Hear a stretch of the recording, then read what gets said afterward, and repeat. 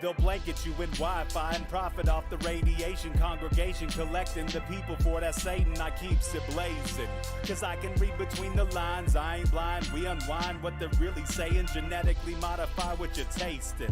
Loan you that cottage promise, so now you live up in your mom's basement. Redesign time so your mind is always wasted. Programmed to crave the basics. Keep the beta in stasis. Pay the state, kid. You're in debt for being born. Messengers are more than just the price for being warned.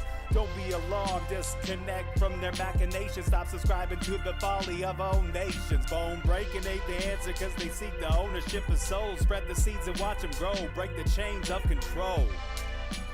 Break the chains of control.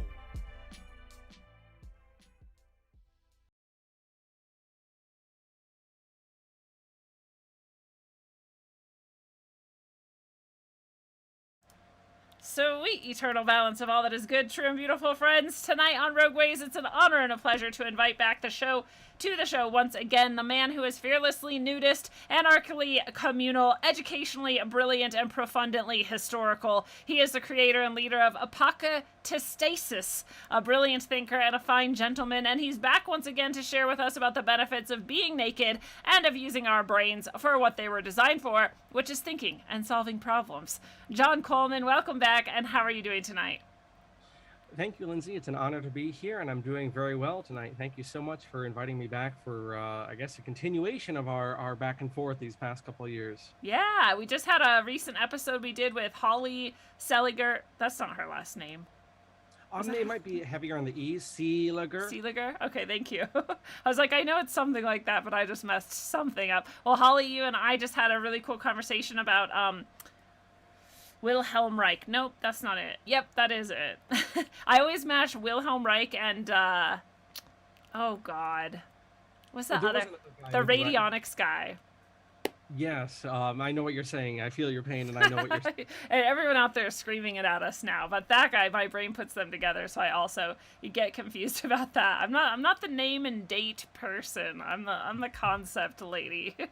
So I'm excited though to be here, and I just want to remind everyone out there that the new Audible book is out, audiobook format for all of you listeners out there, and there are so many more listeners than watchers and viewers of this show, so I know you want it. And if you are a supporter on subscribestar.com/rogue-ways, in rogue.locals.com, or if you're a supporter on Rockfin as well, which if you're on Rockfin as a supporter for one person, you're a supporter for all of us. So if you're a supporter on Rockfin at all and you get access to the exclusive content that is there on my channel and everybody else's channel for that one price a month, I will also throw in a code for anybody who supports on any of those platforms to get a free copy of this Audible audio book. It is Sine Curve of Aeons Vitalis. It is about humanity's progress and the dark ages and dark forces that are trying to destroy that progress throughout the yugas, the cycles of the golden ages and dark ages. It's an awesome story. You're going to love it.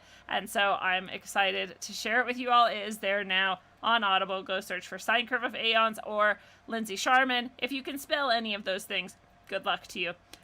So John, the pointless question of the episode I was going to ask you today is, have you ever kept a secret for more than a decade? It's a very weirdly specific amount of time. Yes, I suppose I have, but not anything profound, probably just petty grudges and other detritus of humanity, but I guess in that way you don't go announcing those things necessarily. That's true. But in terms of a spicier secret, not really. Not that I can think of. I'll take that to my bed tonight, though. Yeah, just ponder it a bit. I was trying to think if I've kept a secret like for someone else too for more than a decade, and I want to say yes. Pick up the suitcase underneath the bridge, that sort of thing. I haven't.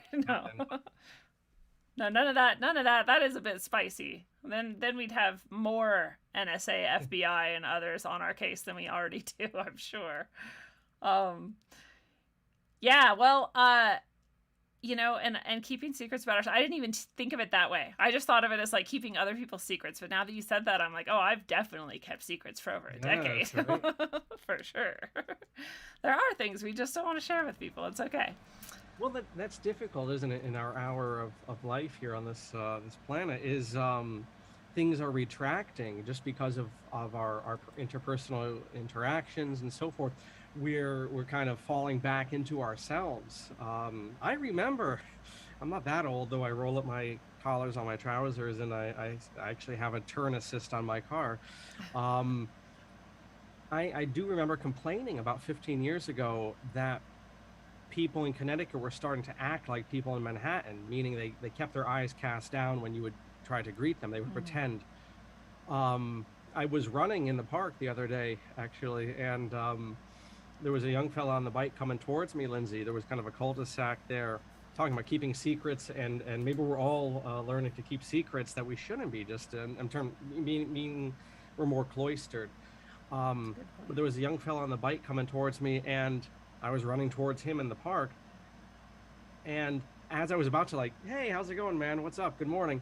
Um, on the bike, without losing his balance, he takes out the telephone and he starts looking at his tweets, or I mean, just to avoid not looking at me. And I wonder sometimes when that happens, like, is it something that they're like, I don't know, emotionally like incapable of having that much pressure of like an interaction with a human? Or is it like, oh, if I like say hi to this person, then I'm like, you know, acknowledging, or I'm not going to be as cool, or like, is it like that? Is it like a haughtiness, or what is it? Why? I don't know. Or maybe it's our juvenilization, just like the little boy or little girl at 4 years old runs behind daddy's leg or whatever. Maybe that's where we're at 20 and 25 and 30. Don't look at me. Yeah. It's kind of upset. I'm a big fan of Josh Slocum.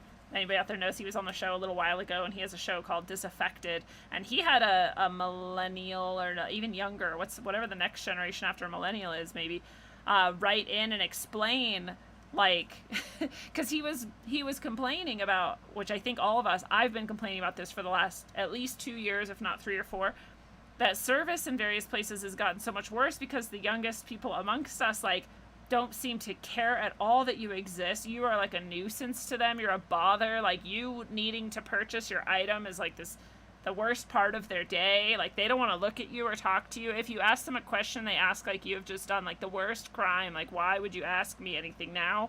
I have to interact with you for even longer, possibly solve a problem for you, right? And he was complaining about this, as I've been recently too. And this person wrote back and they're like, I don't think you understand. Like, it is like, it feels to us like being murdered to have to make eye contact with people and interact with them. And I was like, why though? Is this like television, or I feel so old? Like, what happened? Oh, I think we know what happened. It's and it wasn't mistaken. I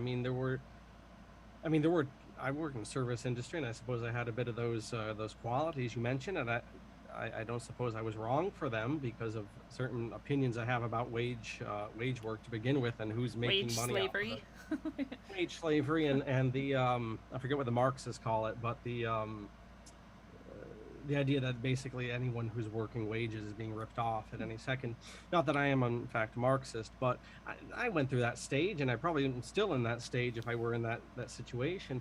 But where I was going with the initial comment is, obviously COVID-19, in my opinion, served a lot more purposes than just the superficial health. And part of that was to continue after a century and a half here in this West, this enlightened West, to continue kicking out every single support of holistic and healthy self-appraisal, and let alone interpersonal appraisal. So that, I mean, why is that happening? I suppose it has to do with a certain acceleration lately. Yeah, it's all by design. It's really sad too, because what is outwardly seeming to us like rudeness or hostility of some, or is actually this like cry for help. Like, I'm sure at some level at least, they wish that they could have these lasting connections, or which they also seem not to have as often as we do. Right? Like, we can make friends and keep them for a long time. We have lovers and whatnot, and this generation seems to just be totally fine with the casual and the, discreet and the online, and, that's enough. which is also very sad. And so I feel like desperately somewhere in there they must want more, and we have failed them. Yeah, it's funny driving in from the work today. I was considering that, for a long stretch, Lindsay, I really believed, probably up until, certainly up until COVID, and maybe I kept the faith alive a little bit after, that we could prop up the best of what existed before. We're recording from America in different parts of the country here. And in the West, more general, I had that idea. And I don't have that idea any longer after what I've seen. And part of that is, as I was driving in this afternoon, the whole idea that we would take, first of all, that we would, not that I have many words for the Admiralty system, but that we would have things like Tinder as incorporated entities to begin with. On top of that, that we would tolerate on a guts level this, and I'm not just talking Tinder, I'm talking many of these sorts of things, that we would tolerate them as a society. And the worst of the lot, in my opinion, of course, is that we would use them, and we have taken our self-respect to such a low that we would swipe each other left and right. And once I have gotten to the part with my old track phone, and I got my Tinder, and I got my Grinder, and I got my this and that, and all these knockoffs, there's no there's no saving any previous order. That we can only, in my opinion, brace for impact for whatever might come, and to get ready to pick up the pieces, which is what I'm at this hour trying to do. Yeah, like how to reclaim anything and salvage it, and bring it back to the good, true, and beautiful. It's very, very sad. And I wanna know too, if you're listening and you're watching, just give us a comment and tell us where you're at. Do people seem to smile and wave still? And what type of an area is it? Is it urban, suburban, rural?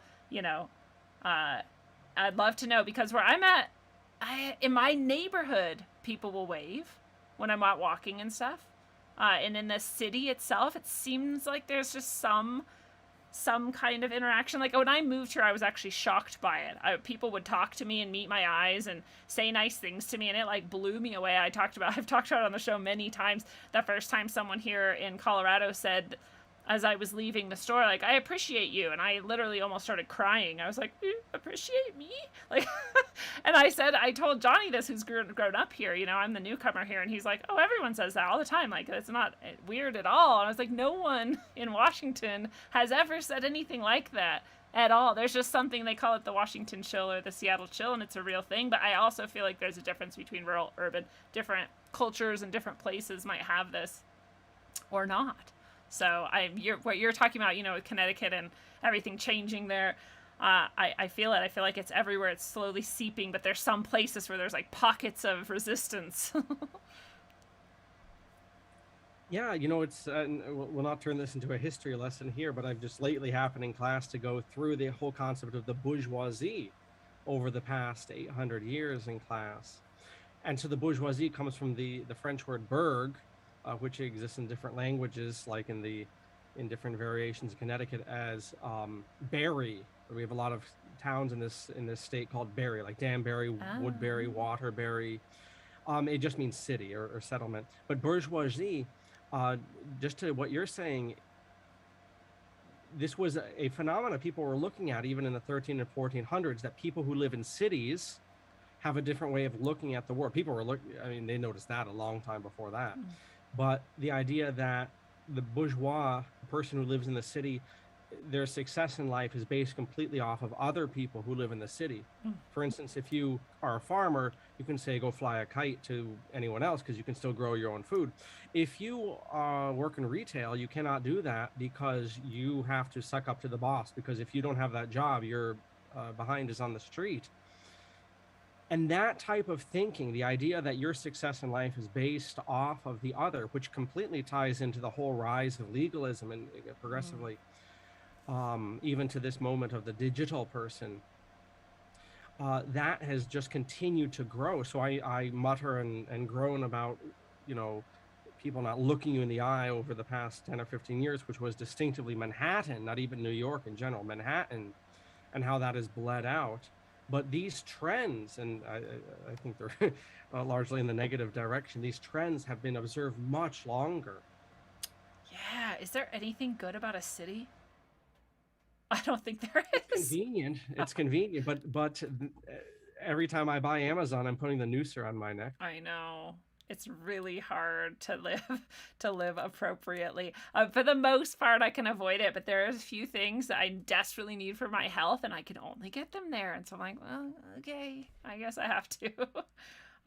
We do our best. But yeah, I've long lamented this. The cities seem like the greatest evil in human history, really. If you could eliminate one thing, like maybe it would be the city, because everything else seems like it works itself out. Like you have to have a certain level of community interaction, and it's not the same as that dependence necessarily you're describing, but there's like an interdependence that is fine. But humans need that, and we create that, and we want community. You know, this is good for us. We need some sort of connection with other people, and that's great. But a city, I think, increases that. I don't know, is it codependence or just something that is not good for people? That's the word. I think is codependence, and that's never good. But that mutual dependence is good, except when you have a lot of very nerdy and not wise but intelligent men who have managed to grasp the levers of every choke point in that system, which I believe we're at in this hour. Then the plus marks decrease somewhat. Yeah. Well, and they've got their 666 logos on all of it too. I see more and more. I don't know how I didn't ever see the Trilateral Commission's logo until today. Like I've heard all about them and their connections and what they do for years and years and years. But just today I finally saw the logo and I'm like, oh, they're just openly 666 here. It's just that is the logo. It's just 666, very. Perhaps are you familiar with some other logos with 666? CERN also has a 666. CERN. I can't think right now, but I know there's a million of them. Hold on now. So I got this machine here, this Chrome book, and I have the logo of Google. Bear with me here. There we go. It's 666. Oh, wow. You see it? Yeah. Audience, see it? It's the HP logo? Oh, the Chrome logo. The little colors. The HP you could also find a 666 in, which is interesting because I never would have noticed that unless you were holding that there. I'm holding up the wrong thing. Hold on. Yeah, this one too. You see, this is not focusing, but you see it? Yep. That's the one. The audience can't really see this. Go and look up the Chromebook or the Google logo. It is 666. It's just like the AOK sign and so forth. Which I love. They're like, that's white supremacy. I'm like, no, it's just human domination. It's all racist. Sorry for that. For the first part, I was indeed holding up the HP logo. I couldn't quite see it. I can see a 666 there though. There's you have to go around and use the negative space for some of them, but it's in there. After the show, it's a little bit more reaching than the Chrome, the CERN, and the Trilateral, but they embed it in everything. It's just they're so proud of it. And if you don't see it there, Lindsay and Co, you'll see it in 15. It'll be numerals and multiples of 6 and 9. You'll see that a lot. License plates will be 15, 15, 15, or 9, 9, 3, 9, 3. It's what it is, I suppose. And do you have any special insight for us on 666? I know, it's clearly the mark of the beast, in the Bible and Revelations or whatnot, but it's also the carbon molecule. Oh, interesting. Yeah. 6 electrons, 6 neutrons, 6 protons. Okay, I can't add any more to it except to say that the powers that be read their Holy Bible and their Holy Quran and whatever holy book they have in their neighborhood a lot better than a lot of the holy rollers do. That's and true. It's almost, when you look at this legal order, which is my hobby horse, amongst other hobby horses, or other aspects, the financial aspect, which is married to the legal, etc., the media thing that we just talked about. I mean, it's really they really hit their Sunday school. We were all doing spitballs and thinking about Susie Q. They were actually paying attention, and they were thinking, how, the legal system, how can we do this, but do a photo negative? And that's what it has all the principles of the Holy Bible, regardless of people's opinion about that text. It's like, and you can see the same thing in the Islamic world, where they take the principles of the Holy Quran, and those are Masonic adjectives, by the way, and this is a Masonic system, so I'll run with their terms, the holy, so and such. The point is, I mean, these systems are like photo negatives of these books, and you go to India, they actually have a holy like Bhagavad Gita backwards. Wow. In terms of their system and how they approach it. Just go read the statutes. Go read it. I'm in Connecticut. Go read the state of Connecticut statute. It's the same principles of what the Bible tells you to do and not do, except they just invert it. It's really peculiar. It's very much seemingly exactly what they're all about, is doing exactly the opposite. Just doing the inversion of whatever is natural or connected or good or true. They're like obsessed with it.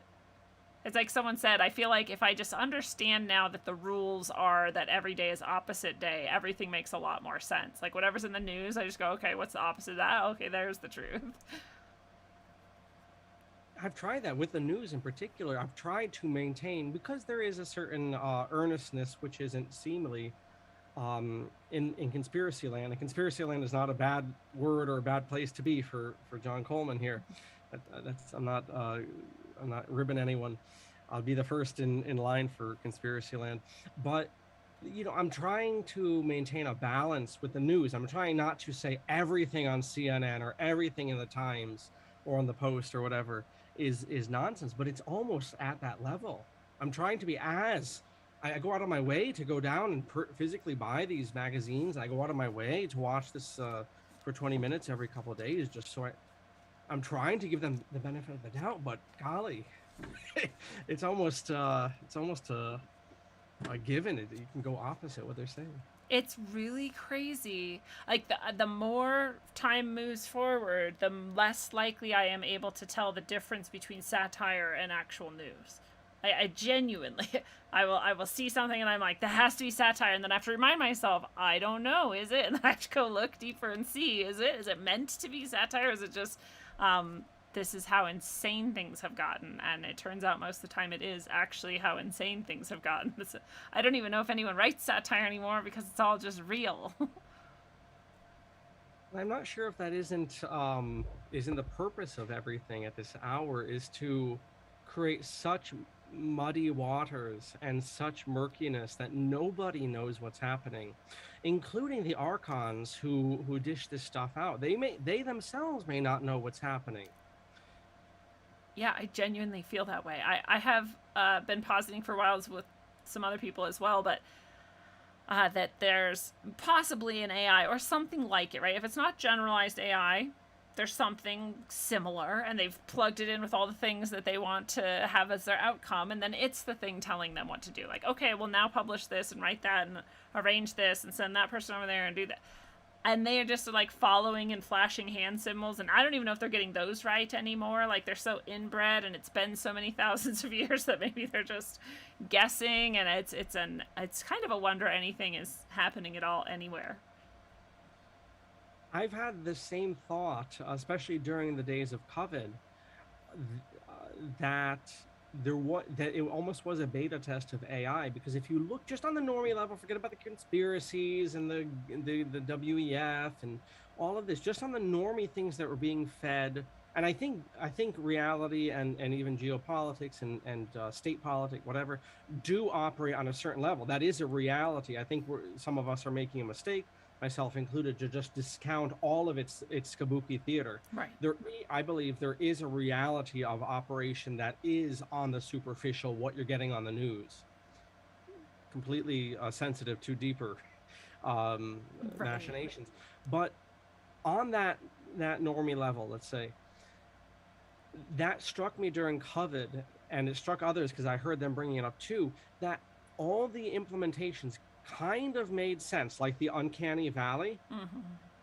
You know the uncanny valley? Yeah, like the closer to human it gets, the more creeped out people are. Yeah, just because I've been going through World War I. If my face was very injured in the war and I had a prosthetic face that could look really good and the eyes can glint, but they can't see anymore because there's glass, and the skin tone's good, but it's held on by magnets and things, but it kind of looks pretty normal.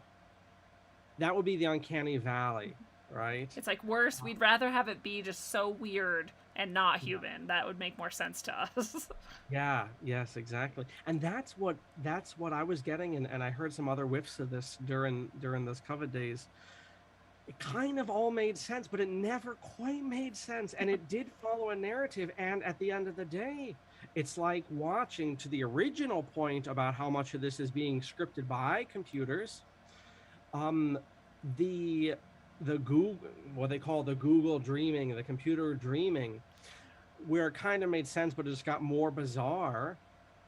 Or what's lately been brought to my attention, the very advanced ability of programs, algorithms to write news stories. You can put in 5 or 10 words and it will write a whole story for you.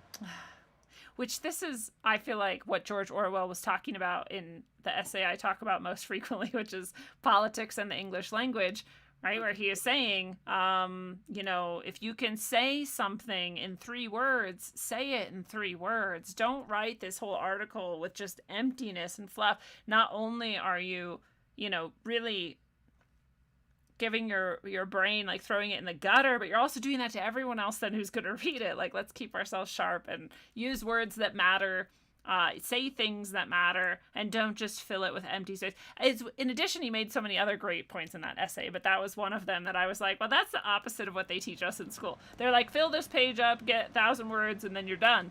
So they don't say, write this so well that someone could read just one paragraph and know exactly what you're talking about in a complex idea has been down to this precis, like that they don't teach that. I was so lucky to eventually have a teacher that taught that.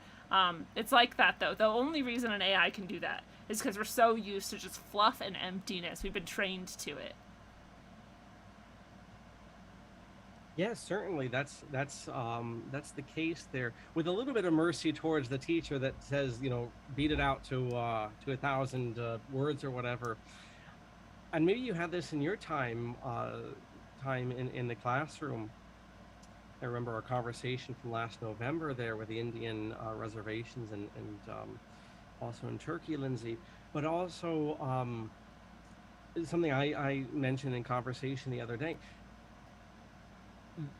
perfectly in sync with what we're saying, the idea that, a lot of the basic building blocks of learning and of also the students' input are not there. A lot of my work, even with adult students, is remedial at this point. Yep. And I've noticed that in just other communities I've interacted with that have an aspect of formal education. I worked for many, many years with a very earnest Catholic organization, and they ran seminaries, and they had to extend, and this is in that community across the board, they had to extend the seminary formation several years because of just the cruddy grade school. And a lot of these people were coming out of home schools and these alternative schools and things. And I'm seeing that too. There really is a decline across the board, even amongst those who have the grace to see the hour of the times, who see the problem and admirably act against it and wish to improve themselves. They still are at a handicap. I don't know if you came across that in your day in the classroom, but I certainly have. Yeah, no, definitely. And disturbingly, what I was teaching to my 6th and 7th graders my first year of teaching in 2009, public school full-time teaching, they're by the time I was at 2019, so 10 years later, so it was my last year of teaching, whenever that was a few years ago. That's what I was teaching to my seniors, if I was able to teach it to my seniors, because some of the seniors I was teaching were so much lower even than that I was lucky if I could get them, I'm not exaggerating at all if anyone's wondering, to write 1 paragraph on a piece of paper with their hand. It's crazy. And part of that with your hand, you might as well be asking them to jump to the moon at this hour. That's how they treat it. Forget about any beauty in the handwriting itself. Can you manipulate the muscles in your hand? Yes. Yeah, and there's no physical reason why they could not. This is just habitual. And it's not just the education. Obviously, spending so much time on pronouns and who knows what else at the kindergarten level, that's not going to help anything. But not in the good way either. They're not just like doing lessons on pronouns. That would actually maybe be helpful for some people. But anyways, the political and social pronouns. I learned what pronouns were just the past couple of years. When all this jibber jabber on that's not a bad thing. So pronouns are good to know about, but this whole place for taking them is not necessarily what education needs to do. But it's also the habits we have built in, right? We are staring at our phone and we're doing this and this, and we're not using, whereas perhaps in the past we would have been reading or writing or even listening, to audio of a certain level would also be good. And we've abandoned all of that much of the time. And so no matter what your education has done or not done, if you're not spending time with it anyway, so you could learn over and over again how to do something, but if you're not using it, you're not going to do it. So there's part of that too, is the culture around education. Yes, for sure. I just got up there and you saw, and I was looking, it's in the other room, it's in the garage there. But anyone who wants to compare where we're at in this hour to not too long ago in the grand scope of human history, read a book called The Great War and Modern Memory by Paul Fussell, Fussell, I believe. The Great War and Modern Memory, Paul Fussell. And he talks about the literary habits of the British during the First World War. And I'll leave it there, but it's at one point he points out that as much weight was going to the Western Front in paper and pens and letters that as guns and munitions and the weapons of war. I mean, This was an obsessed, and there were various things that had been building for several hundred years that explained why the generation who fought in the trenches were hyper literate. I think in this country of Teddy Roosevelt reading several books a day. Because they had cultural trends, but also maybe part of it too is that was their limitation, and their preference for technology was the written word and on the physical page. But golly, we're on the short end of that end, and that's where we're at. It's almost everything's remedial at this point. Truly. I mean, a lot of when you speak of spiritual things on your platforms, which are so beneficial, a lot of them in times gone by would have been like 101 stuff. Yeah. I feel that way about everything I talk about, but and I,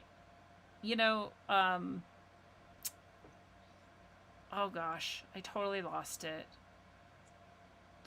Should I wait? I should wait. No, you should go. You should say something. I was going to say one of the topics we had discussed, as we've discussed before, and we'll get just nudity, right? I mean, if in a society where things were more just pre-modern, shall we say, as they are in large swaths of the world, that wouldn't be such a taboo. And in certain of my directions with that. That will help alleviate certain problems we have at this hour.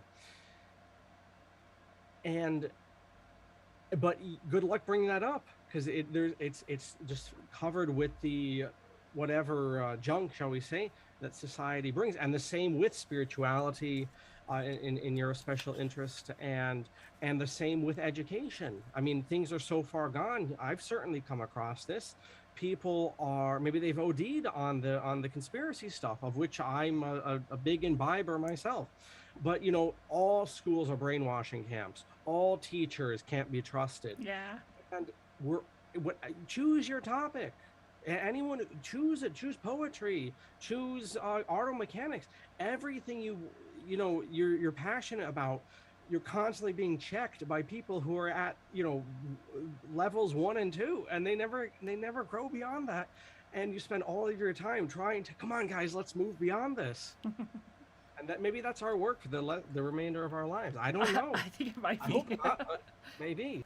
Well, this is part of why I focus so much on doing, because there's so much. Part of why I think people end up being able to graduate and have decent grades and then get into college and still not know how to do anything is because their grades were based often on homework or participation, and you can often cheat your way through many of those things.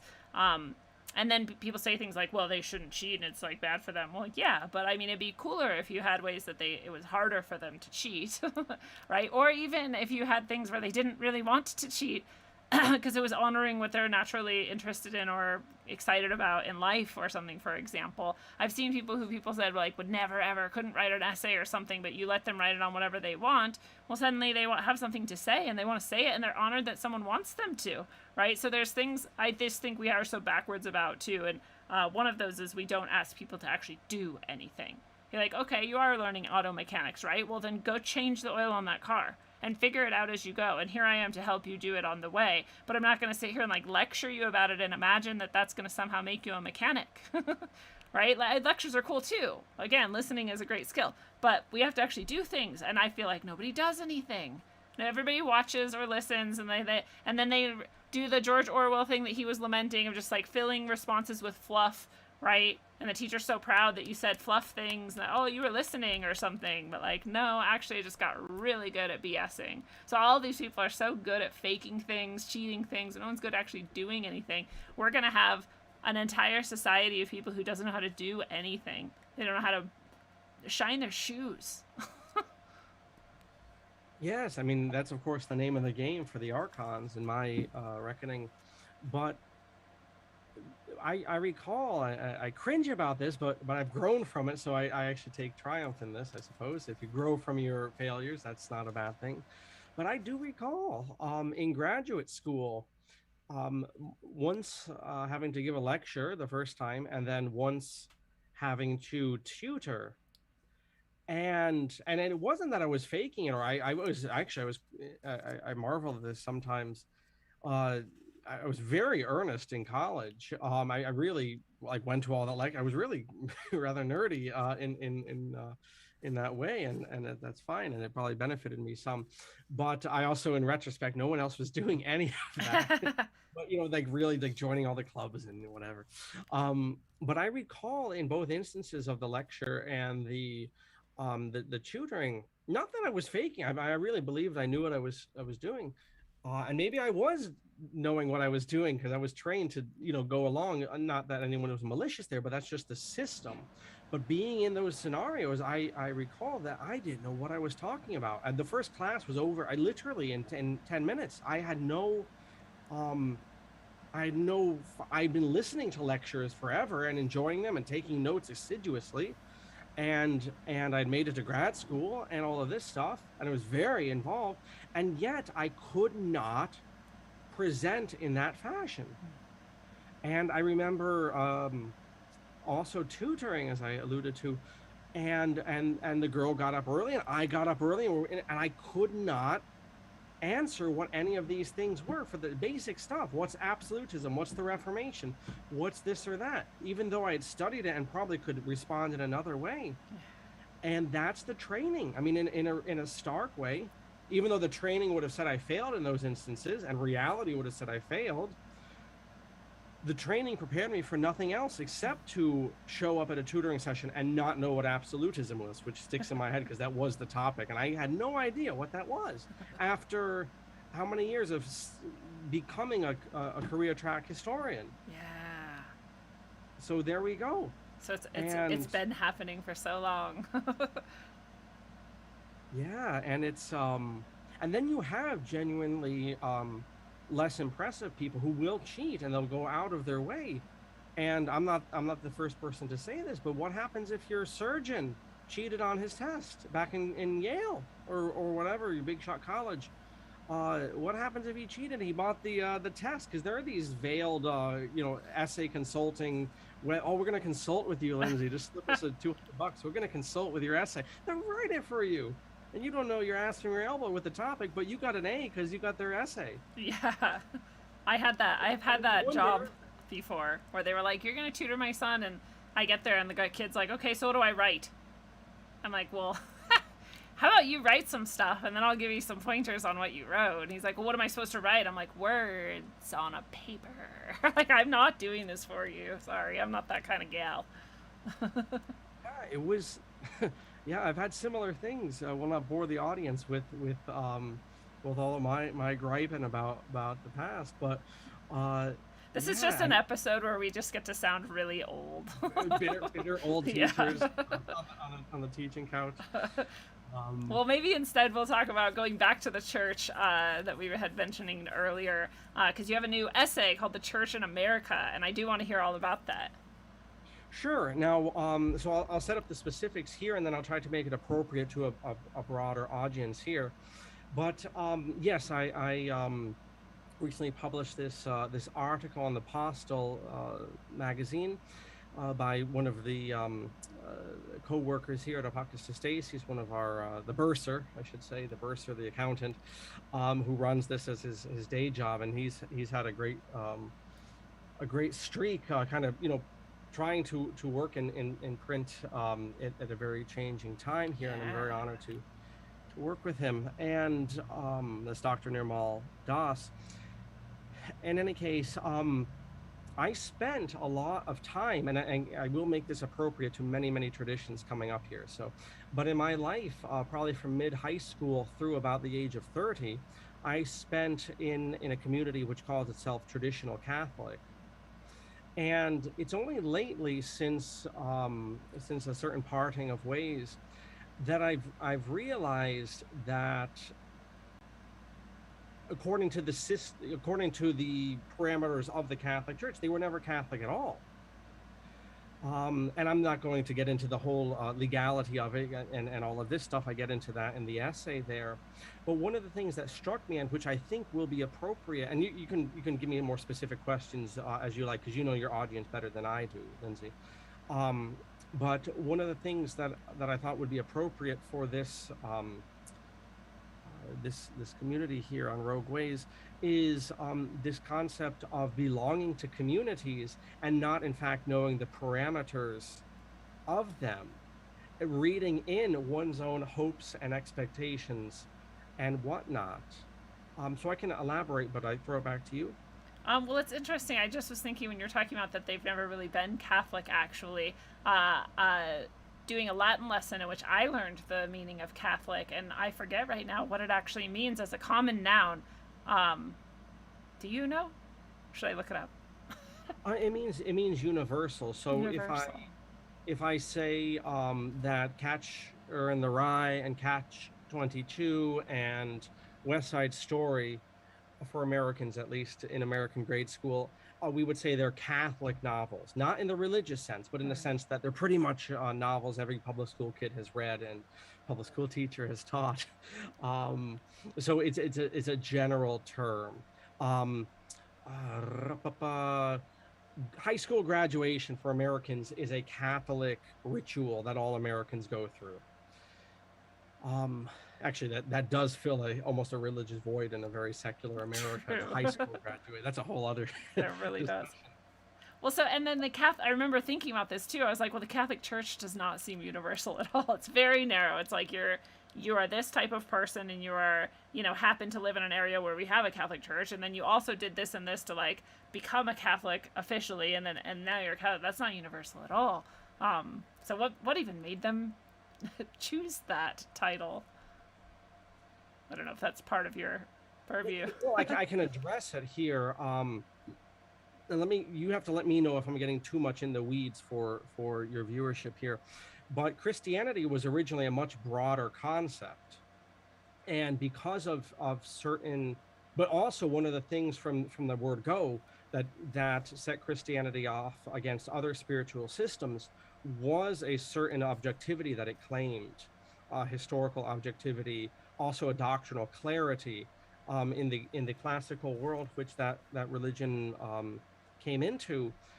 It was very similar to our modern world in I'm okay, you're okay, we all have different paths and so forth. Christianity was unique in I guess teasing out that Judaic strain of black and white. But it was also, I must speak about this at some other point, it was also heavily Greco. So it wasn't completely Judaic. I'm threatening to get into way too much nitty gritty here. But the point is, I think a lot of the narrowness, which I do address in the essay, has to do with some very direct doctrinal and liturgical and just essential challenges that that religion has faced since perhaps the Reformation, certainly since the Enlightenment. So Christianity, why is it such a quirky, sectarian, hydra-headed affair? Because it's been under shellfire, in a sense, sometimes quite literally, for the past 300 years, from liberals, and I mean that in the Enlightenment sense, from communists, from just the whole idea of secularism. And then in the 20th and 21st centuries, because human beings, in my opinion, do have a spiritual component which must be met, then you have other spiritual systems which have asserted themselves. So Christianity, in my reckoning, and I complain about this at the end of the essay, is in the situation now, and Catholicism is certainly here as well, where it's so much trying to assert its doctrinal distinction, which is faithful to its historical understanding of itself, that it's almost like a car that's stuck. We know this in New England. I guess everyone knows this. When a car gets stuck in mud and people hit the gasoline, and it just digs deeper. And so the only solution Catholics and other baptized people have is just to become more religious, and the more religious they become, the more unintelligible, not intelligent, unintelligible they are to the surrounding de-Christianized society. And I think this is actually the reality of a lot of communities which have a lot to offer beyond religion. Yeah, that's so fascinating. I really have been pointing this out for a few years too, and sometimes to great to my detriment almost. So people will attack me for doing so sometimes, because I point out that Christianity is the only religion I can think of that you are not only allowed to just outright attack and decry in our society, but that you're encouraged to. And that, and people will be upset because they'll say, well, you don't understand what happened to, like, my people from Christianity. I'm like, yeah, I do, because all my people are your people too, and I'm not stupid. And I understand history, and I understand that there was witch burnings and these things, and that the native peoples were oppressed, and that Christianity was thrust upon them, blah, blah, blah. I get it. I'm saying, right now, you can't go to attack Native American religion. You would be such a bigot, right? You can't go attack Muslim nothing about Islam. You can't attack anything, but you can go out and say, heinous things and about the church, about Jesus, about whatever. And I'm not saying I care even if you do that or not. I'm saying that's encouraged somehow, and it's okay, it's acceptable. Why is that? But you're talking about here, this history actually of anti-Christian, this liberal, progressive sort of specifically anti-Christian. They're not anti anything else, are they? Well, no, not in the West, they're not. But I think making our discussion Catholic across the board, I do think the order, or as I call it, stealing Curtis Garvison's term, the cathedral, this world order, in the sense of the Enlightenment, the liberal world order, which a lot of people heard in a recent politician used it, and they completely misunderstood the meaning of the word liberal. They mean Enlightenment. They don't mean whatever's put up in the froth of the left and right here. It's true. But in the terms of modernity, secular modernity, they must and they must kick out, I believe, and I think more than what I believe, what history over the past several hundred years has borne witness to, the secular liberal world order, the new world order, if you like, must kick out all religion. So you're right, absolutely. Heaven help you if you gripe about Juma prayer in France taking up all the streets on Fridays. Heaven help you. But across the board, though, I actually would suggest that there is a similar literal war against Islam in the Middle East, including building up fanatical groups. And because since the so-called war on terror, the past 20 years, secularism, the people identifying in Iraq and Jordan and Libya and so forth, Egypt, has actually gone up through the roof. Wow. Right? Because it's a reaction to the radicalization. Exactly, Hmm. which is exactly what we saw in the West in the 17th century with the wars of religion.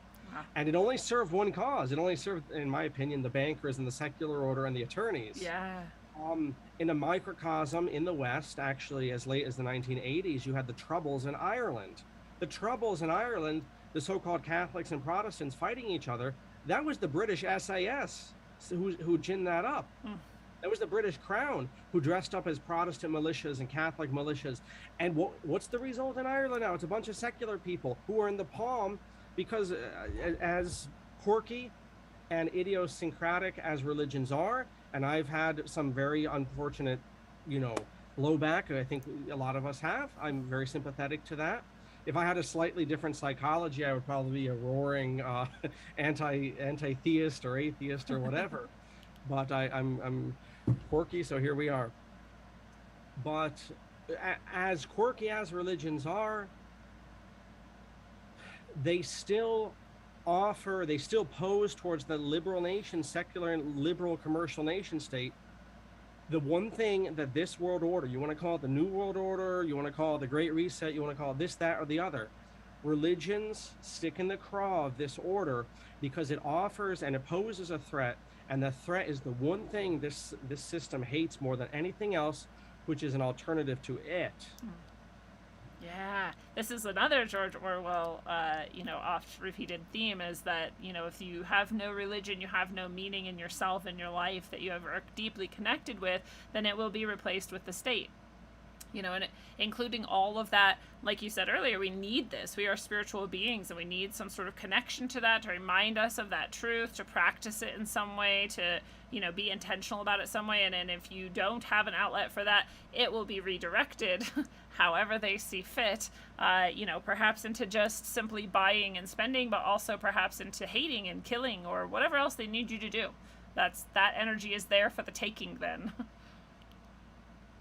Yes, and I suggest that also this is why any solution to this order, I suggest, must have some communal cult. It cannot be and then this is what, in my article about the Catholic Church, this is where I believe a lot of Roman Catholics have made a mistake over the past 150 years, because literally Freemason attorneys were dropping shells on the Vatican in the 19th century. Wow.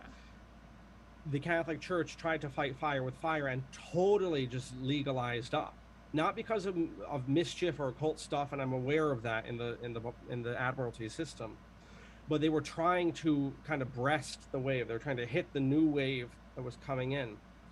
But one of the difficulties Catholicism has is that it's severed itself, and it has been severed from its ethnic connections. And getting back to the initial point, while there I believe must be an individual journey spiritually, I don't see, and this is outside of Christianity, in general, it cannot be any type of pushback against what's coming and what's here now, I suppose. There must be some aspect of the universal cult. I don't, in this show, I'm not saying what that cult is, but it cannot be just a bunch of lone rangers who are off on spiritual quest. There has to be, and if mankind is a communal being, which everything about man's behavior seems to suggest, there must be some communal cult. Yeah, I totally feel that. I know there's people out there going, "What? Why is this guy telling us to join cults?" But you mean that in the actual sense of the word. Yes, I'll say in America you're right. Thank you, Lindsay. In America, we have a word cult, and it is used differently. Only negatively. It's it's used that way. Yes, it's used differently than the rest of the English-speaking world. So, the way I was using that, thank you, Lindsay, for pulling the the emergency brake there. Okay, in America, I'm aware, although I just ignored it, that the meaning of the word cult is a negative, usually a personality cult around somebody. Usually, or often it involves violence or coercion. Psychological abuse, physical abuse, perhaps. Usually there's also a very hostile look at the outside world. I'm not using the word in the American sense.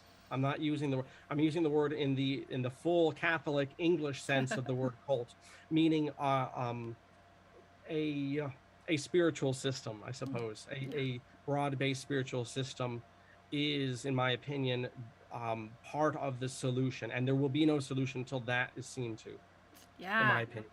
That's a really great point. And I did an episode on groupthink and another one on cults actually, and both of them though I highlighted that the point that groups are good. Sometimes to function in a group is great.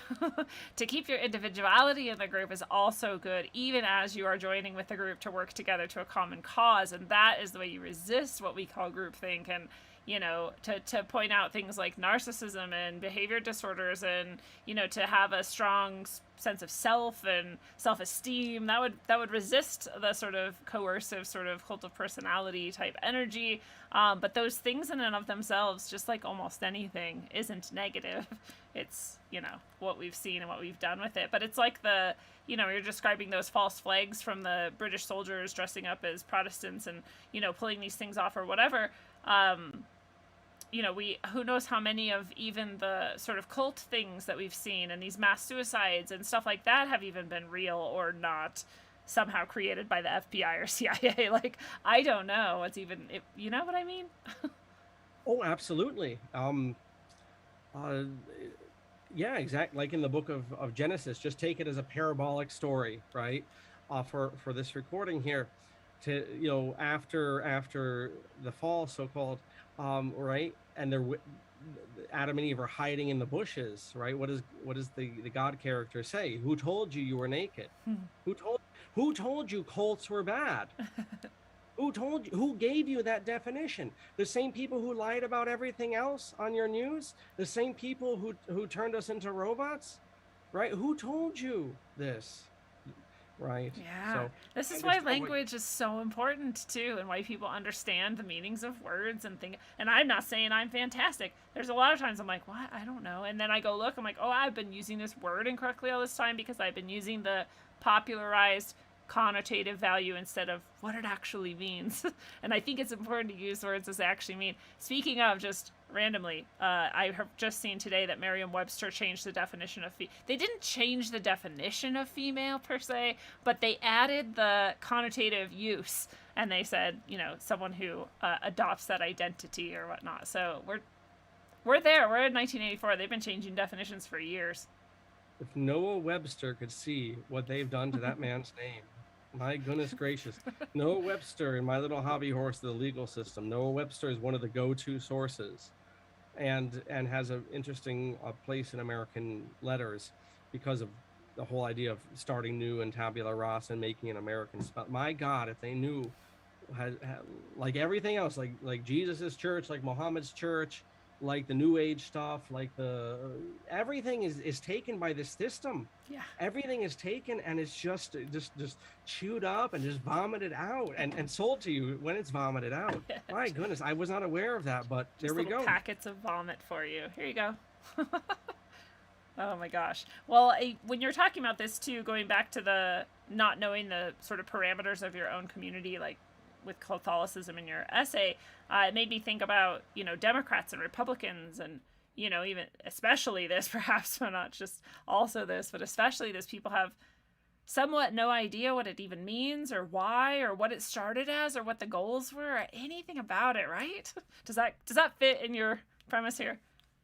Oh yes, absolutely. Absolutely. I mean, it's one of the things I've been teaching lately in class as we approach the interwar period between the First and Second World Wars.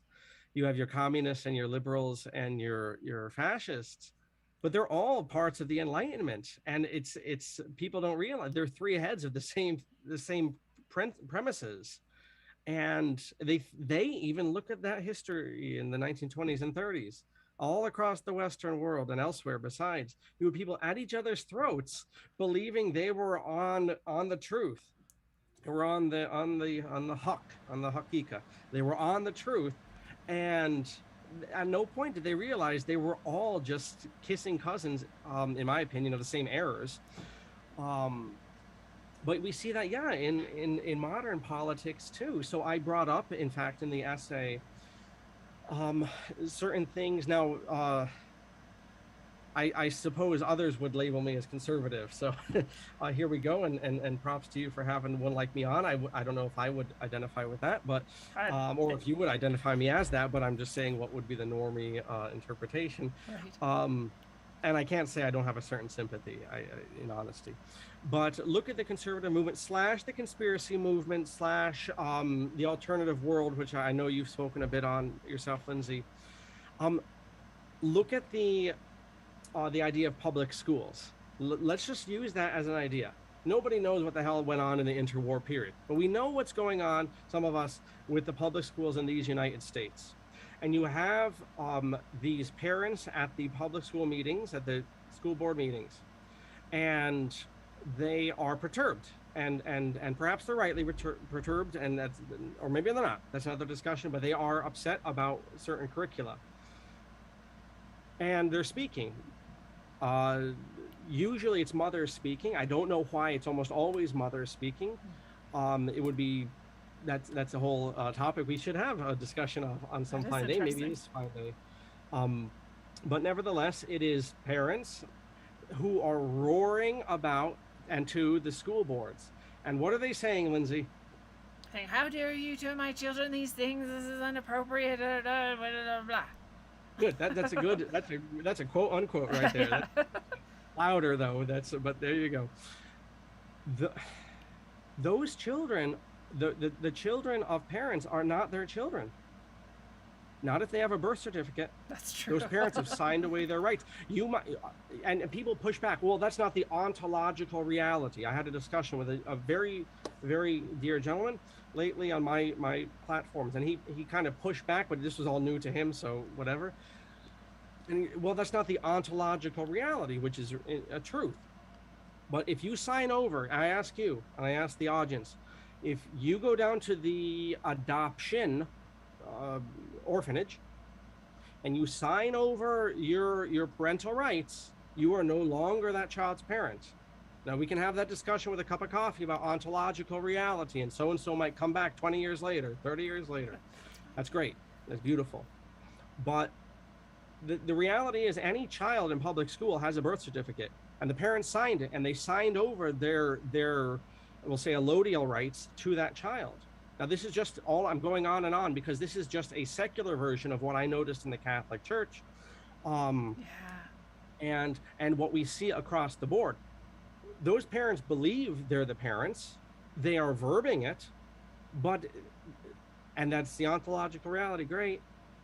But they've signed over and they're living in a completely legal world, and they put their child in a public commercial school to be a successful commercial person, and here they are roaring at the people who are doing what the parents asked them to do. If the parents only open the dictionary, the parents never understanding the dynamics. One, that they are simply the legal parents. They are simply. We even call them that in schools. This is your legal guardian. This is your legal guardian, and that I don't want to go too deep in the weeds here because this is new for a lot of people, and I understand, and that's because we were all lied to. And if this is new to us, that's not our crime. That was something done to us. Okay, I'm laying all this out in a very stark way. I hope people understand that I'm very sympathetic to Catholicism, very sympathetic to actual liberalism. I'm sympathetic to all of these things. I'm giving them all a hard time right now. I'm giving the parents a hard time, but I'm very sympathetic to their distress. Okay, but it's like. You got to get down to the AA, right? Your liver's rotting. You've ruined your life. You just someone has to just tell you, you got to get it together. Or you're drinking the damn hand sanitizer. You have a drinking problem, John, whatever. That's the tone of voice. I'm not being, in fact, hostile. I'm just being a little bit brusque, like your high school coach. The parents don't understand. Oh, yeah, you were saying the legal guardian. So, okay, there's a little 101 here. When a mommy marries daddy, regardless of our thousands of genders and what we identify as, in the legal system, mommy is subsumed into daddy's corporation. The legal system is heavily gendered. Okay, so mommy is subsumed. That's one parent. When mommy and daddy, who are two real individuals in flesh and blood life, enter into legal system. They become one person, and daddy is the CEO of that married corporation. That's why if that corporation splits up, the legal system punishes daddy. He was the CEO. He should not have let that happen on his watch. And it's the same with any of you who've merged your corporations. I don't mean marriage. I mean just whatever, your candy company and your ice cream company, right? The CEO will be burned if that company divorces. That's true. That's the whole principle Wow. of alimony. I never thought of it that way. I never knew this. Yes, and when married corporation of which daddy is CEO goes down to the hospital and registers Junior with the birth certificate, now the state takes the masculine and dominant position. Now, I don't care what I think about that, or Lindsay, or the audience watching this. That's the system that mommy and daddy are entering into, and the system says cravat lector, buyer beware. They put the onus on the people. Doesn't matter if the people are simple, honest people. They'll take advantage of you all day long. And so they do. When that birth certificate is made, and this is all just to recap why Lindsay brought up the idea of belonging to communities that people have no idea what the hell is going on. This is what's happening at the school boards. In a different way, it's what's happening in the Catholic Church. In a different way, it's what's happening in the conservative movement, et cetera, et cetera, et cetera. When that Junior is registered with a birth certificate, the state which issued his name, upon which everything in his subsequent legal life will be attached, his school enrollment, his working papers for his job, his Social Security, his house, his mortgage, his marriage when Junior grows up, et cetera, et cetera. All of that will be attached to the name the state, the masculine entity, issued. The mommy and daddy corporation takes the feminine role and takes the minor role. That means, getting back to the school board, when married mommy, or mommy, or at least who registered the child, is wagging her finger and drinking her box wine, and you can't do this to my children, the attorneys on the school board and whoever else are laughing, because they know the dynamics of the system they joined. They're laughing at this fool that didn't know the system they joined. And let's call the cops here. Hey, get this lady out. Get this crazy wino mom out of here. Get right now. And whatever the conservatives and the conspiracy, they'll take YouTubes and they'll do thumbs down on it. But it doesn't matter, because that's not whatever. Go pound sand. Anyway, thank you, Lindsay, for letting me go on there. Oh, I love it, because it's so true. And I didn't even understand that about the husband and the wife. That's very interesting to think about, the CEO and them being punished and whatnot. But there's something I was also thinking about, false flags again in connection with this. God, I keep losing my train of thought, though. There is a false flag in here somewhere. Maybe it'll come back to me. There are many false flags in schools. That's true too. Oh. Yeah, and I don't know, so don't have your... Oh, this was it. Okay, I was like, don't have your kids in hospitals, don't get your birth certificate, like, just let your kid be free. But remember, so this is within the last few years too. There's a pretty big movement towards what you're talking about, understanding actual law and maritime law, and I don't know all about it. I love to hear about it because I'm so ignorant about it. But all these people have been going that direction, learning more about that. There's the whole sovereign thing, whatever. So there's more and more people who are thinking about, should I even get my kid a birth certificate? Should I just have my child outside of a hospital, not have a birth certificate, and not have them documented, and etc.?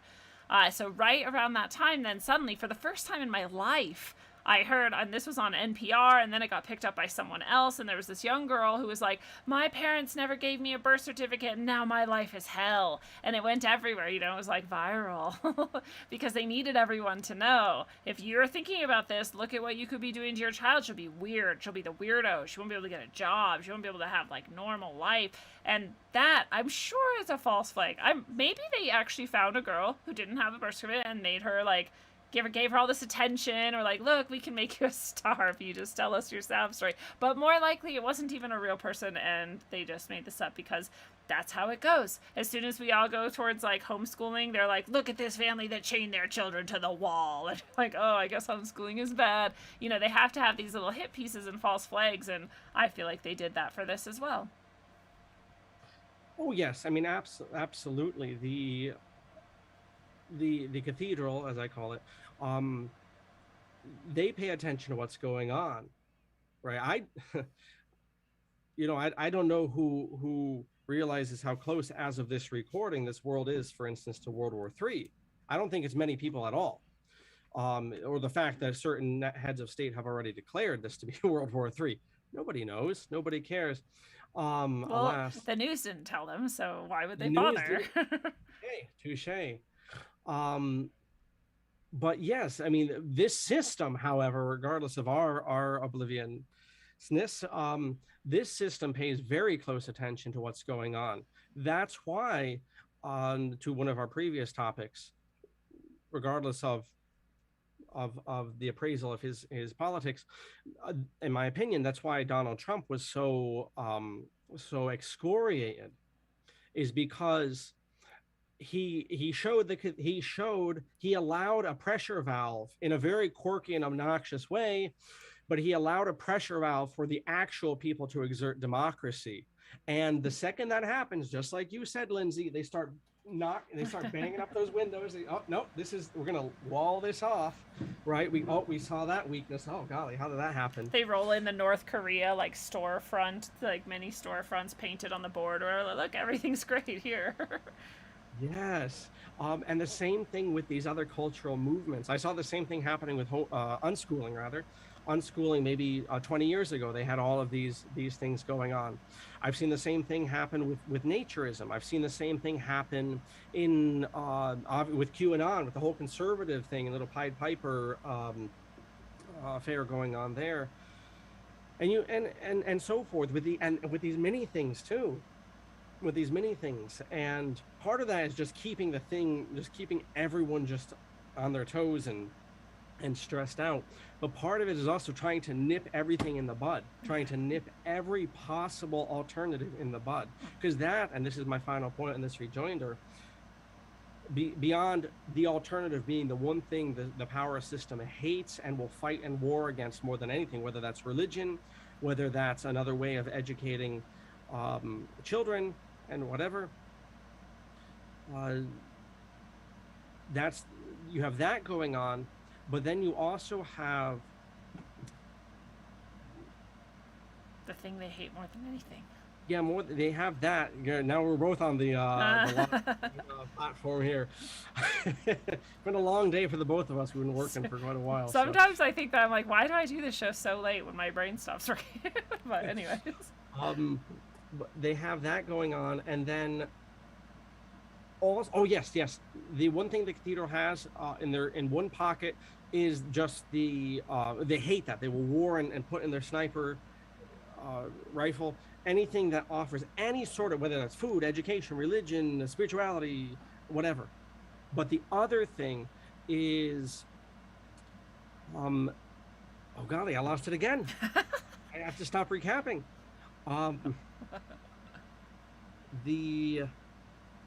Help me, Lindsay. I don't know. Donald Trump. The pressure valve. 2024. The pressure valve. There was another thing the cathedral hates, and things like seeing the truth. Golly, it'll come to me in 5 minutes. Unity, any kind of unity amongst the people at all. Yes, that's warred against.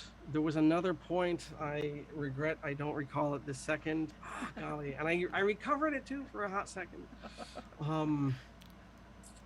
It'll come to me. We'll chit chat here, but the cathedral, I blame the thunder and the lightning. There you go. There's lightning. There's your harp. The sun hit today with this giant magnetic storm. That's what it is. We just get to blame that right now. There. It's just like when something's in retrograde, we get to blame everything on that. When the magnetic storms happen, we get to blame everything on that. It's just these convenient little whipping boys that we get to have. Yes, absolutely. Yes, agreed. It'll come to me. Don't worry. The second point, it wasn't that important apparently. So, well, what does it matter? The narrative. I suppose it also just nips in the bud anything before it gets momentum. I guess that's where I was going with that too. So there we go. Well, and then once it gets momentum, they're like, okay, so then how do we take it down? We're going to infiltrate this way and this way. We're going to make a leader over here. We're going to place that person there, and then we're going to slander over here. And they have all of these, and someone was saying recently, if we go off this direction now, that these uprisings that are happening against the making farming illegal, basically, because they're banning the use of nitrogen and other things that we need to survive, in Holland and other places. And now a lot of Europe has joined in. Panama's uprising, Sri Lanka obviously went nuts. And so all of these uprisings are happening, but someone pointed out, well, they're just going to use that to their advantage. When things get really, really torn apart, they're going to bring in some foreign troops, either as an official like peacekeeping UN sort of thing, or as a, oh well, you're weak now, so here comes China or whatever, just take you over or whatever else. And it's like, that's true probably, because as was it Klaus Schwab or Soros who said never let a good crisis go to waste, or no, that was Kissinger. God, it's all of them. Although Kissinger is my neighbor here, he lives over in Kent, the old devil. I'm waiting for him to die. That'll be a good day. That'll be a great day. Wicked man. Who was no, it? that was Rahm Emanuel, who I believe said that. That was Obama's IDF right-hand man, who went on to become the mayor of Chicago, who tipped off and went after the gangs, which have led to the bloodletting for the past 10 years. Oh wow. Okay, yeah, I was far off. Well, like they say though, they are going to use it. That's a principle. Never let a good. I mean, that you find that 1,000 years, 5,000 years ago. That's the same principle. Order out of chaos, right? Ab ordo, whatever, that Latin phrase. Yeah. So of course they will. But I'm then like, well, what are we saying then? That we never want to try? That we never want to act? That we never want to stand in accordance with our principles? I have very strict rules for myself about when, where, and how, and why I will do what. Because I understand how they work, and also I know what my lines are, right? Where I won't cross this, and so if that means that I have to then defend with my life something, then I will do that. But I'm not just going to go blindly out and just shoot some people who work at an office somewhere because they happen to be government agents or so, right? I'm not also just advocating for blind violence. But you know what? So what? We're just never supposed to do any of that, apparently, because they're just going to use it against us, and it becomes very difficult. This is why people become black-pilled, right? Because they're like, it doesn't matter, nothing matters, there's nothing you can do. They have everything under control, and you just, do the best you can, keep your head down, and have a little family and a little life. And I'm like, I just don't think that's the answer. I know we didn't mean to tackle such a big issue, but here we are. Well, I certainly come across that same line of thinking, and I suppose it's an example of the discouragement that we're meant to have, that everything inclines us towards. Again, just like your eccentric parents, whatever. We're the we're the abuse victim, yes, we've been ragdolled. We being just normal people, not these Cro-Magnons that run the bar association and their police people. And even those people are being. I don't think the guy at the attorney's office knows what the hell's going on with any of this occult stuff. He thinks he's just helping to settle property disputes, and the reality is he is for most of his day. I mean, that's how these rings within rings work. I mean, people don't know what they're involved in. Yeah. But yeah, part of that discouragement, I know what you're talking about. It's completely hopeless. I came across this in different ways in my earlier teaching career too. I knew these families and their positions on things, but they were resigned to just trying to make the best out of this order, even though they would chew your ear off for hours about everything that's wrong. But good luck getting them to put pedal to the metal. Yeah. Well, okay, we brought up Donald Trump, but we didn't talk about your epic poem that you're writing about Donald Trump. Tell us about this. Oh, sure. Thank you, Lindsay. So this is my latest project. I finished the writing on the Vatican I topic that took about 6 months. So I decided to try my hand at what I'm calling now the Denal Diad. The Denal Diad. And a little bit of background, if you'll bear with me with this. There happens to be, I've lately discovered it in the past couple of years, this idea of these poems, this ongoing poem, I suppose, written by different authors in different countries in different centuries, and all the poems end in Iad. And the most famous of these, of course, is the Iliad. of which the Odyssey is a sequel. About, I suppose, 500 years after that, Augustus, the emperor of Rome, hired Virgil to write a Roman knockoff, and a good knockoff it was, more than a knockoff, called the Aeneid. And just like the Odyssey is about Achilles, who we met in the Iliad, going home to his family, the Aeneid takes that premise and it sublimates it. It raises it up. So Aeneas, who's the hero, who also fought in the Iliad, if you read that book, he's one of the minor characters. In the Roman version, he goes to find the city of Rome and the people of Rome. His home is destroyed, his family is destroyed, so he's not Ulysses. He can't go home to his actual home. So his home is going to be this people who will come from him in centuries after he's dead.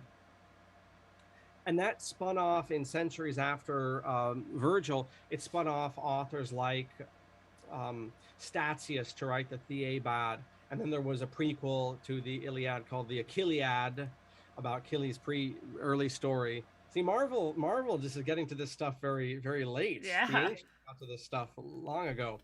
Then in the Renaissance, there were different versions of this whole idea of an epic hero. There's your hero's journey and all this, of the epic hero going to found different peoples. There's a Henriade about one of the Henrys, I think from France, founding the French people in this epic format. There's a Christiad talking about Christ founding the nation of saints from the Renaissance.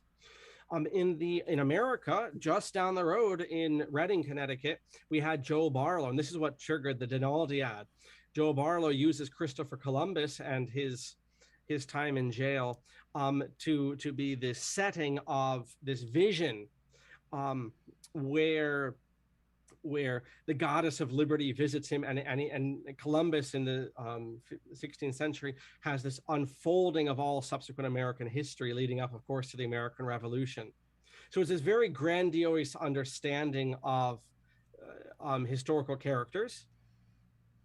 And then there were some parodies. I don't want to bog things down, but anyway, the Denaldiad is my attempt, not so much to capture Donald Trump, although I do try a bit to capture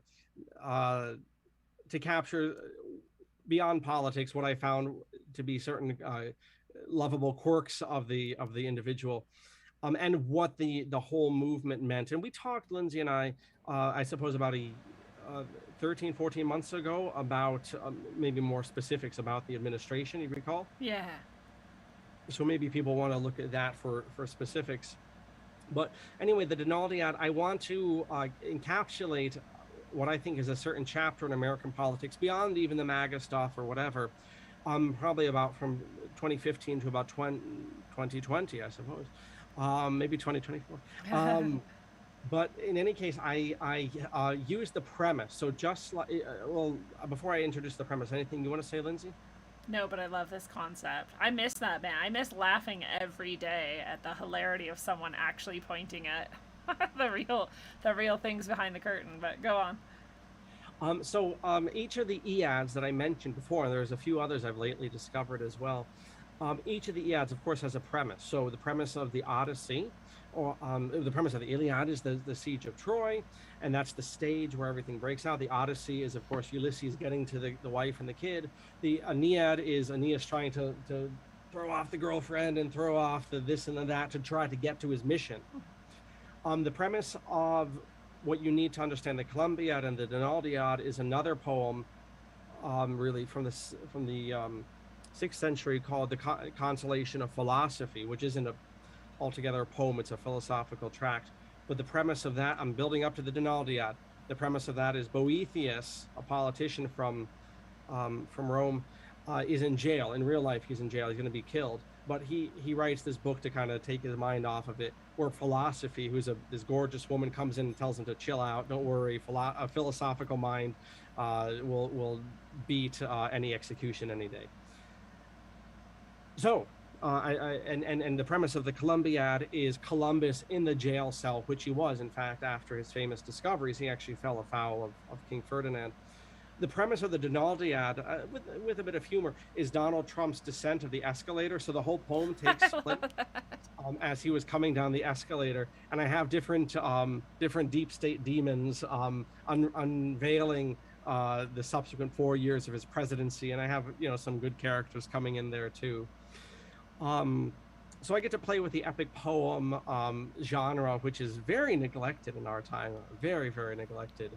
And I also get to have a bit of fun with it, and I also get to unload it upon Jared Kushner and other lowlifes who were around Donald Trump, and also talk about, more importantly, I suppose, local individuals who I noticed over those years, those truckers I mentioned in our first conversation on the topic, and those actual democratic people, those actual grassroots America people, Republican or Democrat or liberal or conservative, that had a voice for a hot second there. And it wasn't all conservatives, the same people who gave us the wrong definition of cult and everything else. Right? They also told us the whole MAGA thing was conservatives. Anyway, Lindsay, I've jabbered on, so thank you so much for hearing me out. I love this. That's got to be the most extended metaphor ever made in the world, this descent on the escalator. And I was imagining someone like, you're done with this poem, and are you done with it, or you're still in process, right? Oh, no, I really need to shift gears here. I do have several pages banged out and several dozen stanzas, but I mean it to be much, much longer. So what I need to do, and I suppose this is good advice for any poet out there, any writer at all, or anything who maybe you have grass to cut tomorrow, you need to, like I need to tomorrow, just stop trying to block off, I just need 2 hours to work on this.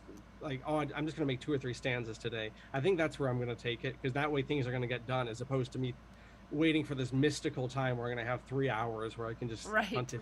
Well, this is how I wrote all my books. Is I would say, okay, 10 minutes. I'm going to give it 10 minutes at least, and then I would sit there and even if I just edited some and didn't write anything new or whatever, but almost always it would turn into a lot longer and a lot more productive than I would have thought. If I had to say like, I only have 25 minutes, I'm not going to get anything done. I'm like, whatever. I'm going to sit down and do some stuff, see what happens. I think it's a good. Yeah, the Vatican I piece that I just wrapped up. I mean, it took me 6 months to write, and I was threatening to deal with that topic for years beforehand, and it shouldn't have taken 6 months. It should have taken 3 at most.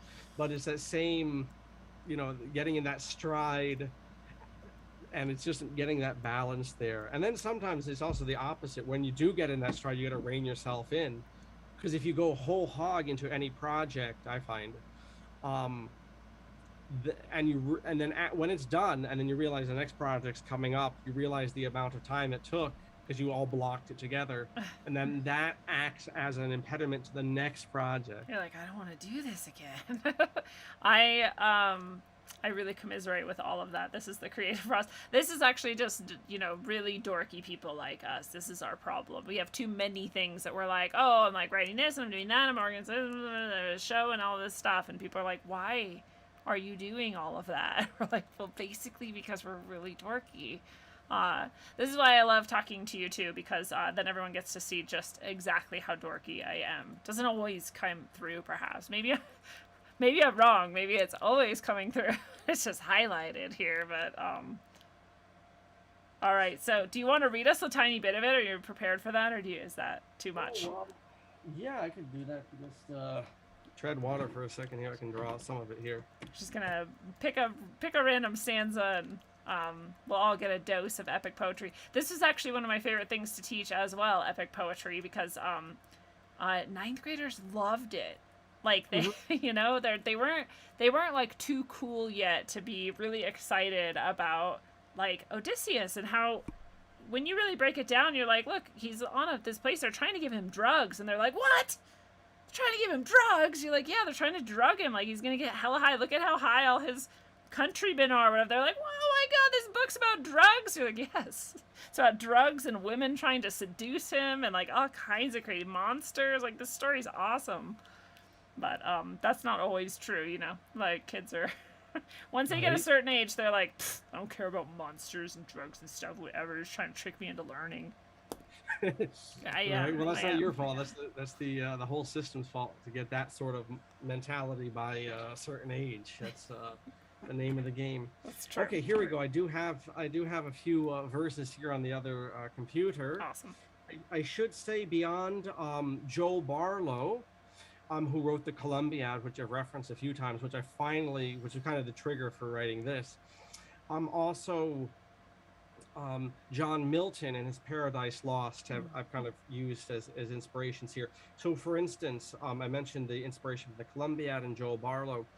I will say that it will be including a lot of notes, which I was inspired to by Joe Barlow. He just added all of these extra notes where he could really just jag on his different topics, or just explaining different obscure verses. But from Milton, I also included this idea, which I hope now will be a bit helpful, of the argument. Anyone who's read Paradise Lost or Paradise Found will know that each chapter has this little summary called the argument. So here we go. I'll read 2 pages. How's that? That won't kill you, and that'll give you a good idea of things. So this is book 1 of the Donaldiad here. The argument. Donald's descent down the escalator, full stop. Happy at first, he is sore oppressed by the spirit of party and intrigue, full stop. Beelzebub, a demon from hell, enlightened from Dis, which is Dante's city of hell. Notice the influence of the Commedia. Meets our hero and explains Gehenna's supposed triumphs in the years ahead, full stop. Donald steals himself for hell's blast, full stop. That's the end of the argument. So you see, I begin each part with a little synopsis. Okay. And now I use an A-B rhyming situation. I suppose that's the influence of Chaucer and his Canterbury Tales. Is also very easy and very approachable. Line 1 rhymes with line 2, and so forth. Alrighty. As Donald stood on the landing high, looking at each glittering eye, a thrillin' happy gay display to surely crown his fateful day. With dapper suit and manful carriage, next pillar of his 3rd marriage, he'll brave the campaign's media cannon on the advice of bold Steve Bannon. From balcony of redsome marble, uproared the crowd's gladsome warble. With phones a-ready and placards steady, dear Donald jumped into the fretful eddy. And as he did, a strange and ponderous spirit weighed so great he scarce could bear it. A mighty heavy gloomy cloud oppressed his soul as he meets the crowd. It wasn't tart in dress of white, that's Ivana Trump, with fangs held back for glamour's light, nor ersatz he with schemes of bruin, that's Mr. Kushner, that made tall Donald's mood to ruin.